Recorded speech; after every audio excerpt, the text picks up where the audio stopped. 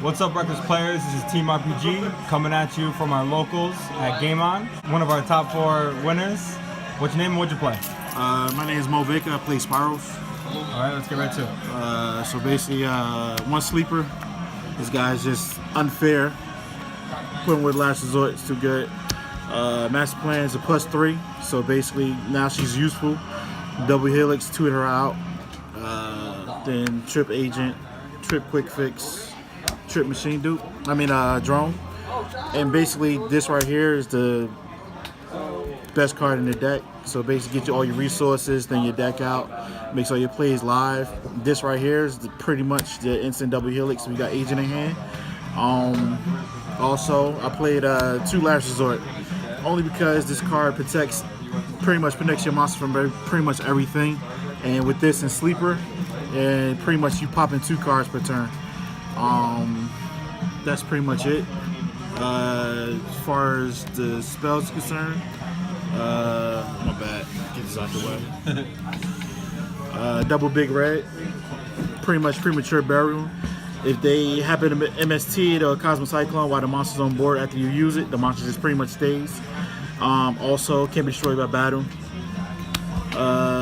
Pretty much the other stratos of the deck, Last Resort, search any monster, and it's not once per turn. Also, protects your monster from being targeted, and the maintenance cost, shuffle any monster back into the deck, so you keep it on board.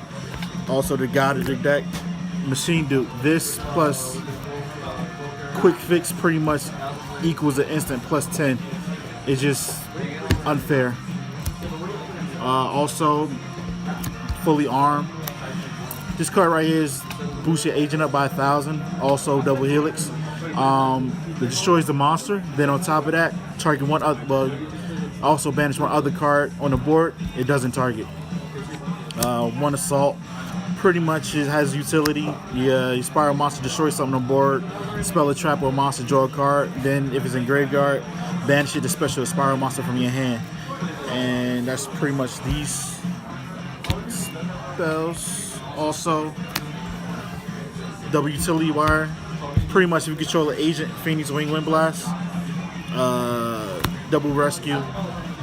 This card is pretty much has 2 purposes, but the main one is banishing from graveyard, special summon a Spyral monster from your graveyard. Also, the on-field effect. If you you activate it, add a Spyral monster back to your hand.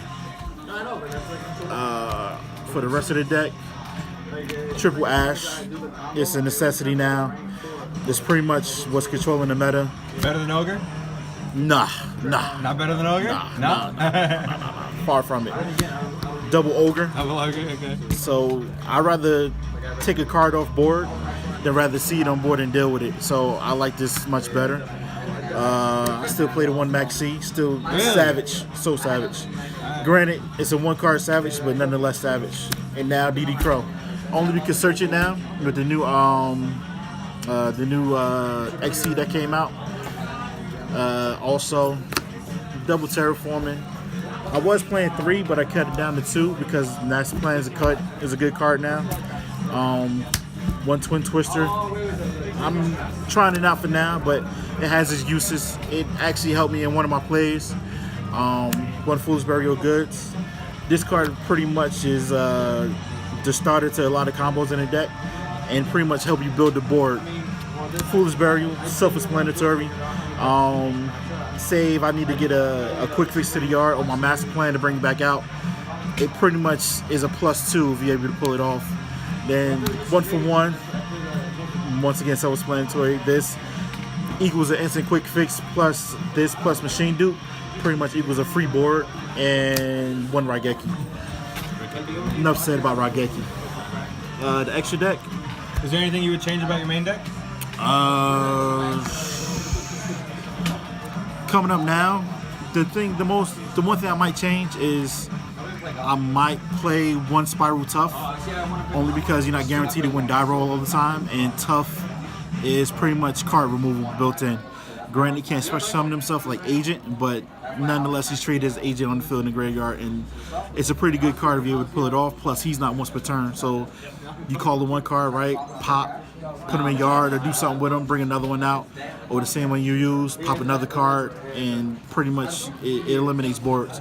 Plus, it's a you could use equip where's the card at? Fully armed to tough. So basically, it's pretty good. So overall, you were happy with the performance of the deck? Yeah, I liked it. The extra deck, double helix. This is definitely going to be bumped up to 2. I'm just waiting for it in the mail. It just, what the deck needed was a card to special something out the deck.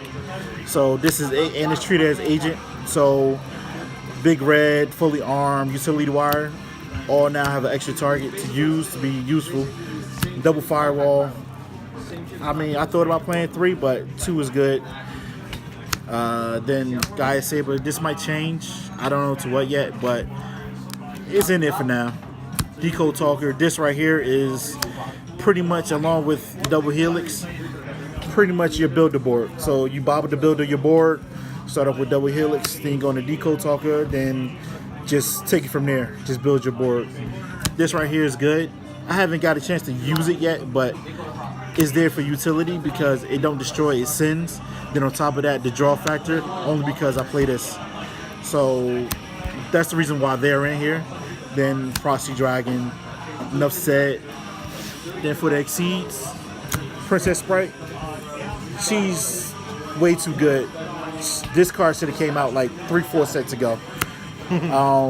Pretty much it helps you recycle your quick fixes when you use the effect to pitch your card, especially from yard.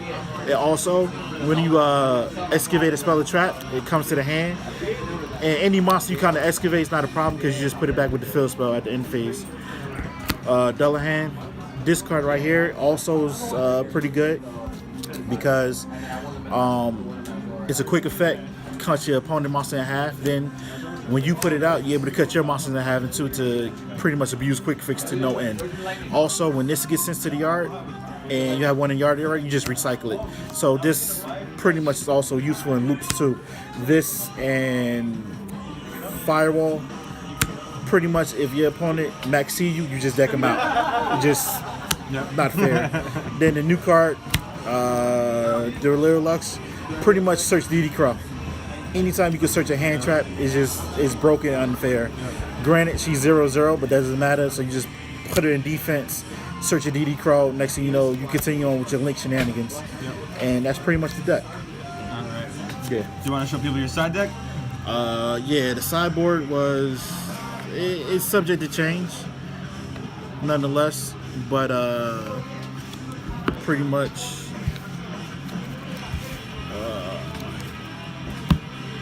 The sideboard was, I played Double Trap Eater. Now the reason I played Double Trap Eater, it's a level 4 tuner and it's 1900, and it gets rid of the floodgates like Skill Drain, Imperial Order, Ending Nightmare, the True Draco traps. Granted, when you send it with the True Draco trap, and this is the only thing on board, they're gonna pop this, so it pretty much it does its job pretty well. This right here, triple Danko. Ooh. So just in case I go against a paleo matchup, drop Danko Rekka, go for game. Triple anti-spell.